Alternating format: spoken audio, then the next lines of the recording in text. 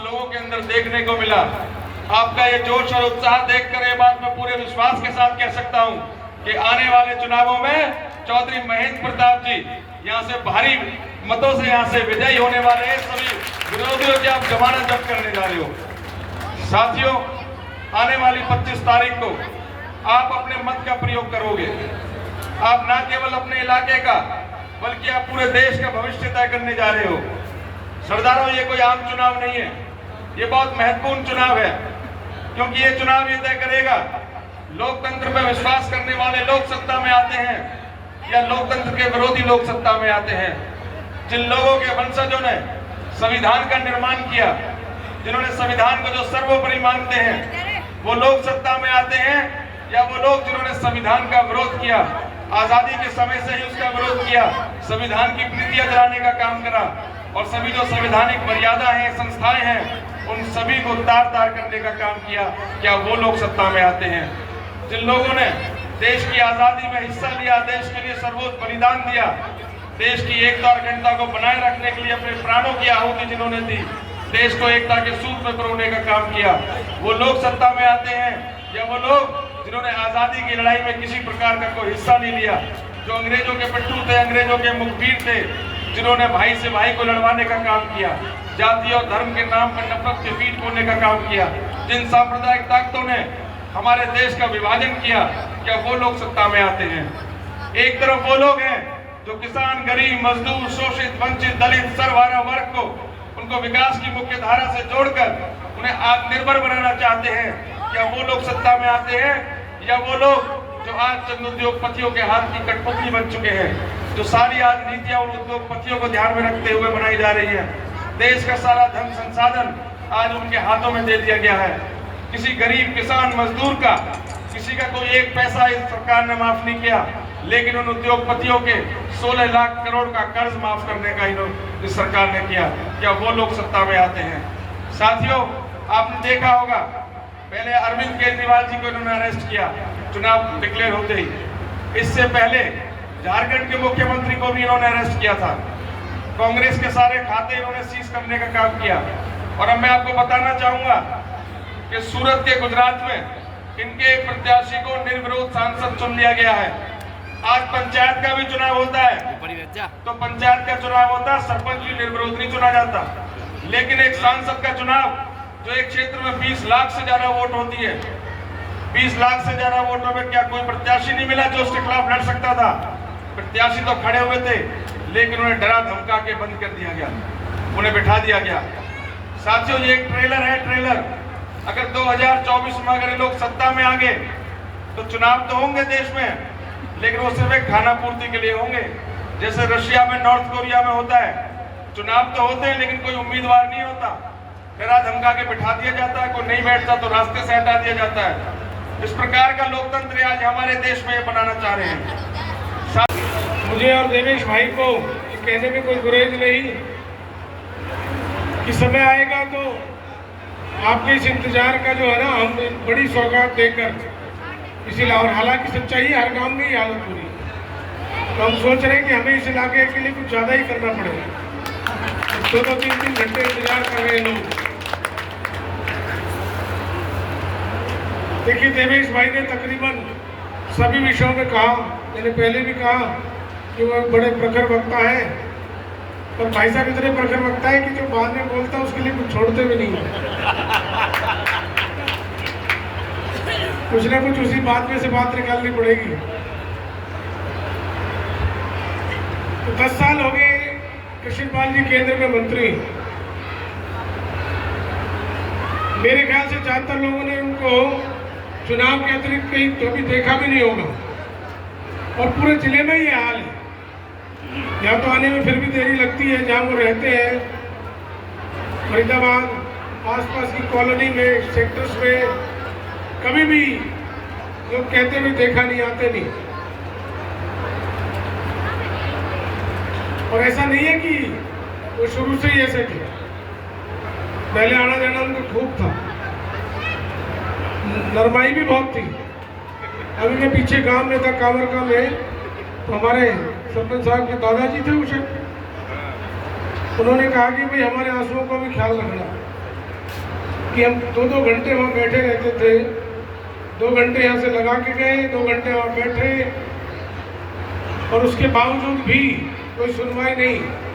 भाई हमारे पीए से मिल लो, रिश्तेदार से मिल लो, ये हालत।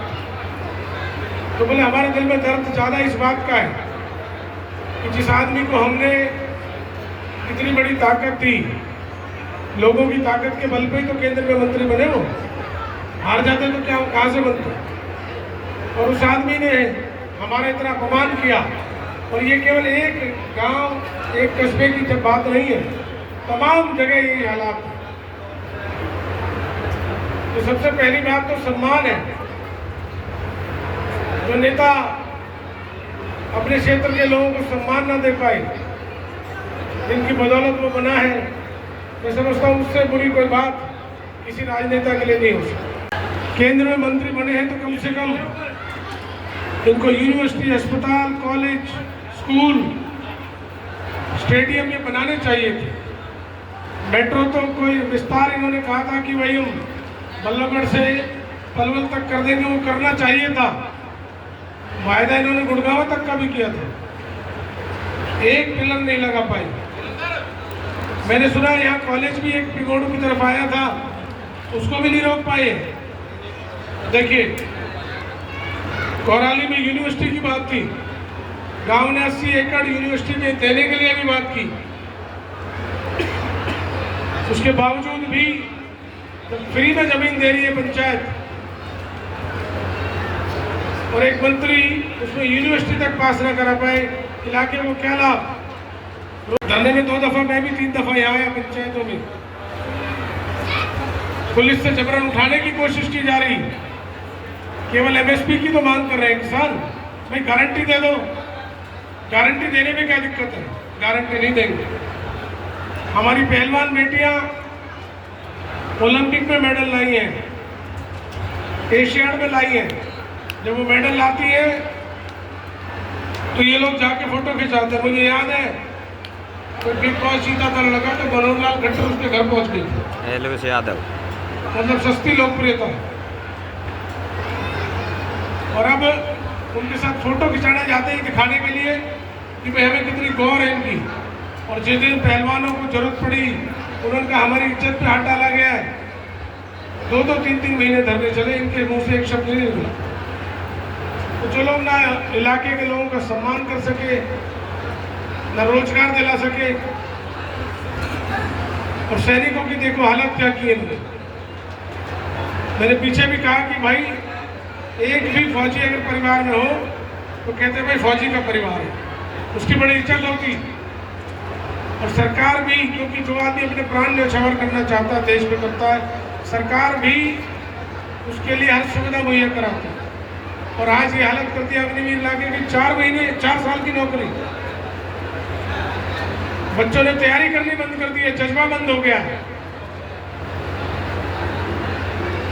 30-30 हजार करोड़, आपको मालूम नहीं है शायद, फरीदाबाद नगर निगम हरियाणा में सबसे बड़ी है।